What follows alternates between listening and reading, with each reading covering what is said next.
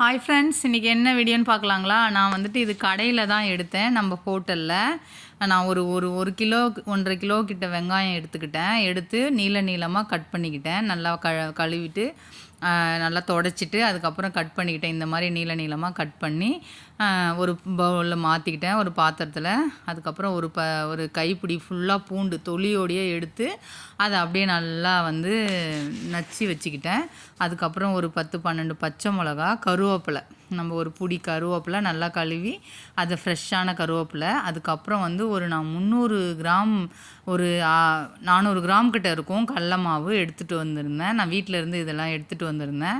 ஏன்னா கடையில் வந்து கடாய் நல்லா பெருசாக இருக்கும் ஃப்ரெண்ட்ஸ், நம்ம வந்து அழகாக போடுறதுக்கு நல்லா ஈஸியாக இருக்கும்னா. அரிசி மாவு இது ஒரு 400 கிராம் எடுத்தேன்னா அதில் ஒரு 150 கிராம் கிட்ட அரிசி மாவு போட்டு நம்ம நல்லா வந்து மிக்ஸ் பண்ணணும். கொஞ்சம் வந்து சோம்பு போட்டுக்குங்க, நல்லா வந்து கசக்கி போட்டுருங்க. சோம்பு நல்லா கசக்கி போட்டதுக்கப்புறம் அது கூட வந்துட்டு கொஞ்சம் மஞ்சத்தூள், கொஞ்சம் மிளகாத்தூள் போட்டுக்குங்க.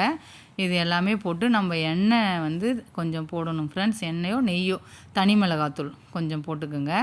போட்டுட்டு இது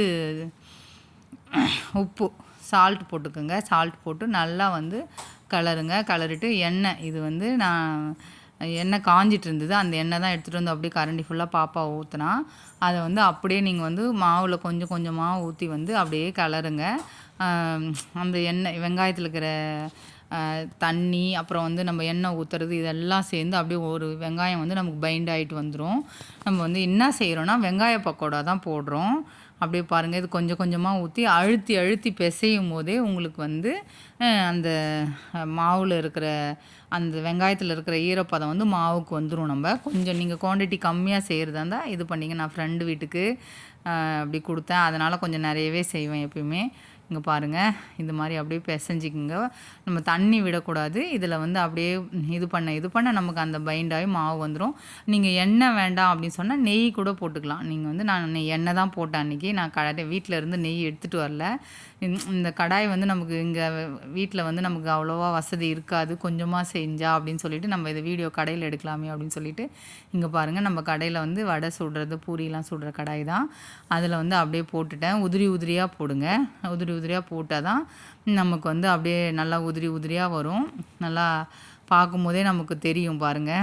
அப்படியே நம்ம விழுறது வந்து தண்ணி விட்டிங்கன்னா மொத்தாக விழுந்துடும். அது வந்து பக்கோடா மாதிரி ஆகாது, பஜ்ஜி மாதிரி ஆகிடும். தண்ணி விடாமல் நம்ம பிசையும் போது தான் நமக்கு இந்த மாதிரி உதிரியாக கிடைக்கும். இந்த மாதிரி கிடைக்கும் பாருங்கள். நல்லா அழகாக வெந்ததுக்கப்புறம் அப்படியே எடுத்துகிட்டு சும்மா சூப்பராக இருந்ததுங்க ஃப்ரெண்ட்ஸ். அப்படியே சாப்பாட்டுக்கு நம்ம கடையிலலாம் இந்த பதத்தில் வந்து இன்னும் கொஞ்சம் வந்து விடுங்க. இந்த பதம் வேணாலும் நீங்கள் கொஞ்சம் எடுத்துடுங்க. கொஞ்சம் நான் வந்து கருகி கொஞ்சம் லைட்டாக இதான மாதிரி தான் எடுத்தேன். ஏன்னா என் ஹஸ்பண்டு பாப்பாலாம் வந்து நல்லா முறுமுறுன்னு வேணும் மம்மி அப்படின்னு கேட்டாங்க. அதனால தான் வந்து அப்படி எடுத்தேன். இங்கே பாருங்கள், இந்த பதத்தில் அப்படியே எடுத்துட்டு நம்ம அப்படியே சர்வ் பண்ண வேண்டியது தான். சூப்பராக இருந்ததுங்க ஃப்ரெண்ட்ஸ். கண்டிப்பாக ட்ரை பண்ணி பாருங்கள். ஈஸியான வெங்காயம், கடல மாவு, அரிசி மாவு, மிளகாத்தூள், மஞ்சத்தூள், சோம்பு, கொஞ்சம் பூண்டு, கருவேப்பிலை, இது அவ்வளோதான். அடுத்த பேட்ச் அப்படியே போட்டு நான் கொஞ்சமாக எடுத்து கடைக்கு அண்ணாங்கெல்லாம் வந்துட்டு இருந்தாங்க ஃப்ரெண்ட்ஸ். கடையில் செஞ்சுட்டு இருந்தேன். எல்லாம் சூப்பராக இருக்குதுன்னு சொல்லிட்டு சாப்பிட்டாங்க. எல்லாமே செஞ்சுட்டேன். ஃப்ரெண்டு வீட்டுக்கும் கொடுத்து அனுப்பிச்சிருந்தேன். என் அண்ணா வீட்டுக்கு தான் கொடுக்க முடியல. செம்ம டேஸ்ட்டாக இருந்தது. கண்டிப்பாக ட்ரை பண்ணி பாருங்கள், எப்படி வந்ததுன்னு நீங்கள் சொல்வீங்க. ஏன்னா நம்ம இது வீட்லேயே நம்ம பக்கோடாலாம் வாங்கிட்டு வந்து சாப்பிட்றது வந்து கொஞ்சம் இது தானே. நம்ம கொஞ்சமாக செஞ்சிங்கன்னா நம்ம வீட்டில் எங்கள் பாப்பா சாப்பிட்டு சூப்பராக இருக்குது அப்படின்னு சொல்லிட்டு காலி ஆகிடுச்சிங்க ஃப்ரெண்ட்ஸ். செம்மையாக இருந்தது. அந்த பக்கத்தில் அண்ணா ஒருத்தவங்க வந்து நீ எனக்கு போட்டு கொடு, நான் சேல்ஸ் பண்ணுறேன் அப்படின்னு சொல்ல ஆரம்பிச்சிட்டாரு. அவ்வளோ டேஸ்ட்டாக இருந்தது, முறுமுறுன்னு. கண்டிப்பாக ட்ரை பண்ணி பாருங்கள் ஃப்ரெண்ட்ஸ். எப்படி வந்ததுன்னு சொல்லுங்கள். லைக் பண்ணுங்கள், ஷேர் பண்ணுங்கள், சப்ஸ்கிரைப் பண்ணுங்கள்.